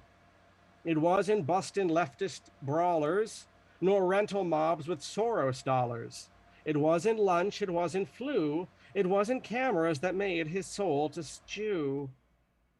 What now, he asked, makes my perturbation on this fine day for the whole nation? My hands are free but shackled feel, my shoulders feel weighed down by steel. Then from below, blind to mortal eye, up slouched a man, Don's soul to try. All death-doomed eyes, save one, were veiled, as black some filthy cloak it trailed. Pleased to meet, his clawy hand extended, Donald's wandering, he starts to end it. My honest name is Beelzebub, illustrious member of yon downstairs club. But Don reserved, he stands aloof and waits for Bub's eternal proof. Now thinks I'll recruit loud man, but thinks he assured failure will be his plan. With poker face, he rallies quickly and chooses blow to land so sickly. With 40 shots of famed Dutch courage, Zels chooses his path for Don's discourage. I'll make him rue his courage plenty. Trump's woes will spread like creeping Jenny. Then Beelzebub, he hatched his plan to make Don feel the loneliest man. I'll tell you now what will occur. 'Twill be to me the sweetest myrrh. By every man you'll be outcast. You'll feel the mob's dumb, fearsome blast, etc. I love it. I'm not snapping, I'm clapping. Yeah, that is so much fun. I was thinking first of all, it would be cool for someone to then also put that to like visuals, act it out like the play would be acted out perhaps. And you should send it to Donald Trump or his people or whatever. And like I said, it was impossible. It was impossible during the Bush years or the Obama years, much less the Clinton years, to imagine anyone taking radio call-in seriously. I could never completely write off when those old men would call up shouting into WABC or whatever the radio station. I could never, to this day, I could never completely discount that the old man wasn't listening. Yeah. So maybe I'll mail it down there to Florida, or maybe I'll mail it to Washington in a year or two. We'll see. A couple places. See, that'll blow up. I love it. Well, I guess we should start to. I do before. I should say that this is a celebration ultimately of people power, regardless of faction or whatever, and that's what I hope at the end of time, at the end of this project, to encompass. Yes, I love that. That is very and that's what people may have missed about our previous conversation, that you're very open about, and I think that all of us. I had the same, sort of reaction. Like I said, I honestly actually miss him being president. Like, I wish he would come back. It was awesome. The wars stopped, things were cheap, the economy was good, and it seemed like people got to see a little bit more, but not if they were watching the TV. The good old mind control box was definitely very effective those years. Well, yeah, we should start to wind down because we're nearing out that time. But I want to ask you, especially because you brought up World War III, and I think you're right, that's where they're bringing things. We just have very, very, I don't know, and I've thought this many times throughout my life, but it's just right now it's obviously even more tense than normal with China, Russia, and the U.S. The three superpowers are sort of like coming for this face-off. And so what would you recommend, or what do you think about that, or how? I mean, I know none of us can say what's going to happen or what people should do, but I guess what are your thoughts about that, if you had any? Oh wow, that's a huge. It's just a huge thing to end off with, Yeah, right? I suppose on the big picture, you can see there's a changing of the guard. Yeah. There's a changing of the guard in terms of the liberal order, the New World Order, or whatever we call it. In fact, I believe may have bitten off more than it can chew. Look at COVID-19, which apparently everyone's forgotten about 2 years ago. People who are roaring about it, they never make any references to it any longer. It would do us some good. Look at COVID-19. Indeed, as the pregame called it, everything was in lockstep. Yeah. I mean, it truly did seem like the whole world order was in lockstep. This is not, Ukraine has not been that case. Yeah. The order, these Atlanticists, let's call them, have, I believe, bitten off more than they can chew. Meaning what? NATO has not acquitted itself well on the battlefield. If you don't believe me, go check out the debacle in Libya. As Mr. Obama said, was that Mr. Sotero? Days, not weeks. Well, months later, Gaddafi was still holding back the NATO blackguards. The United States hasn't won a war since the Second World War, and in that war, it only assisted the Soviet Union and some other powers, the British, the Free French, the Italians in the end. So, I mean, on the military end, it's not a formidable military. The United States lost a war not even a year ago against men with no teeth and sandals and rusty guns and 40-year-old grenades. So the United States is not in a position to be fighting wars, to be picking fights. So it may have bitten off, and my proof of that is not to get into the weeds with the economics, which seem to be bogging down. As one person pointed out, all of the people a good lot of the people rather, a few months ago said Putin must go. A lot of those liberal prime ministers and such have left. Boris Johnson's on his way out, Mario Draghi, we'll see what happens with him. And some others. Macron hung on by the skin of his teeth, but his party in the National Assembly is on the ropes. It's the minority party. Putin's still there, and he's apparently not dying of cancer or whatever. And if he was poisoned, he's pushed through that. But I don't want to bog down in that. If you want proof of how the New World Order, the Atlanticists, whatever, have bitten off more than they can chew, look at how the Africans and the Arabs have responded. The liberals blew their trumpet. Come on, let's make a coalition of the willing, like old Bush did, or young Bush rather, back in Iraq too. Come on, Lindsay in Africa. Come on, coalition of the willing, guys. We're gonna stop this new Hitler. They're just standing back. They're not, the Arabs have joined by the thousands. They've joined the Russian army Yeah. because this is almost, in a weird way, almost like when Hannibal attacked Rome. All of the subsumed, the conquered peoples that were chafing under Rome, they all joined Hannibal the second they could vote with their feet. And you see brigades of Iraqis, brigades of Libyans and Syrians. And I'm not saying they're all good guys, but the point is they're not with the trumpet joining the next crusade like they joined COVID. The Africans and the Arabs are out. The Indians are watching on the sidelines, as are the Chinese. And if anything, the Indian and the Chinese, at least their leaderships, are moving towards Russia. And the BRICS, which a year ago on Al Jazeera they were saying was dead as a doornail, that's now going to be the new competitor to the EU. So Yeah. on the big picture, I think the Atlanticists bit off more than they can chew. One other point, and then you can do any follow-ups you want there. One other point is, just like with COVID, I think it's despicable that the Atlanticists, down to my own town council and things, were ginning up this support for Ukraine. There's no invasion of Ukraine going on, by the way, but that's a whole other discussion, because those parts seceded out of Ukraine is perfectly in line with the liberal system of how states are created. That's a whole thing besides the point. But shame, and this is the same tone of voice, and I'm not raising my voice and I'm not cuss, but shame on the manipulation of people's desire to fight for the underdog. I'll not comment on the administration of Ukraine. That's a whole other discussion. But shame for manipulating people just with your media again, just like you did 2-3 years ago with COVID. You got them all scared. Now you all got them fighting a hopeless cause in Ukraine for, okay, fine, I'll break my points just now, for a corrupt, a pirate's cove. The leadership, not the people, the leadership of Ukraine is a giant CIA pirate's cove. Yeah. But shame on the media, who have such an honor in the society.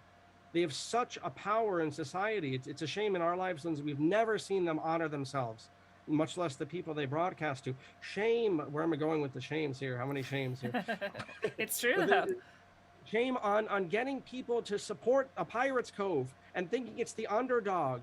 And shame on sending how many tens of thousands of young men in Ukraine to go fight NATO's wars. That's my point. That's my thoughts. Yeah, I'm with you. And the BRICS are pretty formidable, and making moves that will definitely bring them to dominance. If they're not already there officially, they will be soon, I believe. And I genuinely sometimes I'm like, I don't know, maybe I'm gonna move to a BRIC country. Like, this place is falling apart. I'm scared. Now we're about Americans are immigrating to Mexico. Yes. We're getting the hell out of Dodge, Yeah. including some people we know. Yeah, many people who love this show are in Mexico right now because they fled, they ran away. They were like, well, at least down here I can not be forced to take this procedure and have a life, and things like that. Even if it's because I can bribe people, at least I can do that here. Have some modicum of freedom. I remember Putin said not that long ago, he's like, we're probably going to take in a bunch of white Americans. I don't think he said white because he is racist, although he might be, and I might be very naive. I think he said that because he understood that the white people in this country were very quickly becoming the targeted class of people, right? And I'm not pretending like we are all oppressed or whatever. I'm just saying, it's, again, just like Christianity, it's okay to attack white people, to call them white, to call them honky, to call them racial slurs, and to treat them like garbage because they were, the oppressors before. And he saw that, and he's like, well, if you guys need a place, we're here. So who knows? We might be fleeing to Russia soon. I've said that so many times, people are probably like, dude, this girl is insane. Like, she actually is going to go to Russia someday. But I mean, they're being made into these monsters. It's like, if I poke you, how many times do I have to poke you before you're going to deck me? Exactly. I'm like a child. I'll say, Mommy, she hit me. Lindsay hit me. You're like, yeah, but there was an agreement that there would be no poking, and then you poked 10 times, and I put up with it 9 times. Yeah, that's exactly. And it's getting back to some earlier themes. Russia, to my knowledge, maybe with the exception of Poland and in the Philippines, maybe, is probably the only, and Nigeria maybe, is the only Christian country. We'll say Russia is the only Christian country in Poland in the West at this hour, arguably. That's a good point. The cathedral regardless of people's thoughts about Christianity, the cathedral hates any alternative. It could be a Buddhist country. They don't care. It could be I don't know, one of these ayahuasca country. It doesn't matter. Any alternative to its secular gray matter wall, Pink Floyd's The Wall, any alternative, they'll war against. That's I tried to set up and I lost my train of thought earlier. That's why they war against the Arabs so much, because the Islam is strong amongst them, and Islam's quirky, and I'll not be running around with a bigger beard than I have sometimes of the year, but Islam is strong, and that's why they've been at war with the world powers and the banks for 30 years, near enough. Yeah, and it's all around the globe too, even if it's not the U.S. empire and this system. It's because I recently found out that China battled against and oppressed Taoism. I didn't know that. I just figured Taoism was just this harmless little, go the way and whatever, the way of least resistance. And no, they had to specifically oppress that. So this every system has to take out their competitors. And their competitors in the religious arena are many, although many of them have been shattered now. So yeah, this is what's coming up, and we'll see what happens. And I still have this hope that humans will produce more and more miraculous seeming technologies and connections and things that who knows what might happen. Like free energy exists, in my opinion, and it has in many forms over many, many times in many years. And so maybe we'll get enough of that out that this falls apart, because that's all they really have at the crux of it is the control on the energy system. Everything else stems from that. And that's how you can actually see this whole thing being orchestrated, is watching where they're pinching off the energy and the food now too. But it's going to be a wild war. We'll see. Oh yeah, whether it's Apocatastasis in my own work or just in general, just hang on to, I'm just saying 2035, just yeah. I mean, because everything that's coming up is just, they're trying, these Atlantists, the WEF, whatever you want to call them, they've got a billion names and a bunch of factions, but they are trying to kick this thing done, legal ID for everyone, yada yada yada, by 2030. And who knows why? That's another show, I suppose. But just buckle up, because it's going to be one thing after another. And you got to, like you said, Lindsay, you got to make that line for yourself, not just what it's going to be do or die, but also what am I going to prepare for, where I'm going to put my resources and so forth. So just buckle up if you want to be here for 2030. Yes, if you want to. That's a good, well said. Well, this has been a fantastic conversation as always, John, and tell people where and how to connect with you, or anything you have coming up, or what you would like for them to engage with. Sure thing. Thank you, Lindsay, so much. So the main website is apocatastasisinstitute.wordpress.com. You can find links to the YouTube and Facebook, and BitChute is really the main platform at this hour. In terms of things coming up, we have a pre-presentation on folk poetry and folk music from the Napoleonic era, an online presentation coming up. As Lindsay alluded to a few times, as myself as well, there's a co-work with Apocatastasis, which I will be laying out quite an explanation for in the winter, with nudism, and tying that into the pedagogical and social vision of the college. So on the website, you can see some of our events coming up. We have a family college day coming up, those two groups, college kids and family, coming up, a barbecue. We have a game day coming up, hikes, so we have that. And then also a third thing coming up, and I've really wanted to do this right before COVID hit. I was gearing up for this. I invite anyone watching who's in graduate school or thinking about entering education. I really want to build you up, and the other teachers here really want to build you up. And so if you just wanted to have an interview very similar to Lindsay and I's, or to teach a class, or to just have a once-off presentation, I received a lot of cold shoulders as I was coming up, and I'll not do that to the ones coming up behind me.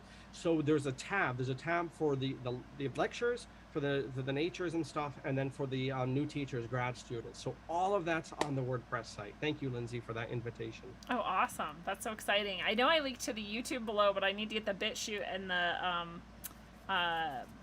other site on there as well for people to just click over more easily and get to that. But the YouTube at least will be right below you wherever you're watching or listening, and we'll get the others up as soon as possible. And well, what are your final thoughts or words you want to leave people with tonight? Oh golly, we've covered so much today. I know. I would say read more poetry. Read more poetry, and that's not being flippant, but rather in light of my latest project, it'll help put things in perspective. It's very easy to get bogged down, as I am happy to get bogged down, and maybe irresponsible to get bogged down in the politics of Ukraine or different stresses in these United States or whatever. But I think poetry can, and history for that matter, can also give a good perspective to things and can have a calming effect in a society which is designed to keep us on our toes in a bad way. I love it. Thank you. And it'll keep you thinking as well, which is your best weapon. And fellow travelers of the path, it is a beautiful thing. This has been your analog, electric, concentric dose of wisdom according to the nude poet and Renaissance man, John Coleman. John, thank you so much for sharing with us tonight. Thank you, Lindsay. It's been a lot of fun. I'll see you soon. All right. Well, our minds cannot, in fact, be wasted. Energy flows to them and through them. It is up to us to direct it or not. If we fail to do so, we can be sure that some force or entity is doing so in our stead. And which would you prefer, blindly supplying something or someone with your mental faculties and powers, or applying them yourself? Use your mind for what it was intended for, lifting yourself higher and higher, pushing yourself further and faster, and widening your perspective with every passing moment. And until you master the mental, within and without, travel well, aim for balance, and always look inside first. Mwah.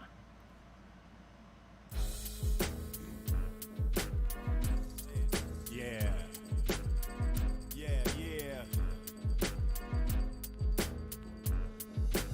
I ain't known all around the world. Shit, no one even heard of me halfway around the block. I just got an SOS from somebody's girl, begging for a photograph of my watch. Both don't know what time it is. I don't know whose mind this is. Snowing in my sinuses, the league is gonna find the kid, administer punishment. Underwater drumming squids, fuckers wanna pummel and toss them in the rubble bin. What a dumpster fire, motherfucking why? Tried to fuse it in. If your thoughts are living, grow tired. Split the venom mouthpiece in your mental housing. Sent to finish bounties on everyone who's doubting. There you have it, folks. There's the first round. Contestants know what they won. This insanity. God damn it, Chuck. Said tell them what they won. Took a little breather while we took a break. Went to a park and stole a rich kid's cake. Steak and marijuana too, bumping some Nevada tunes. Wash it down the clown with some of Svetlana's brew. Who the fuck are you? That's what they keep asking. Kevin Garvey on a beat, international assassin. Smashing like my life's at risk. Caskets for the brightest spit. Rip mics tell arthritis hits. Still might make a life of this. Never will concede my run. Clever with deleted fun. Sever undefeated punk professor of the beaten drum.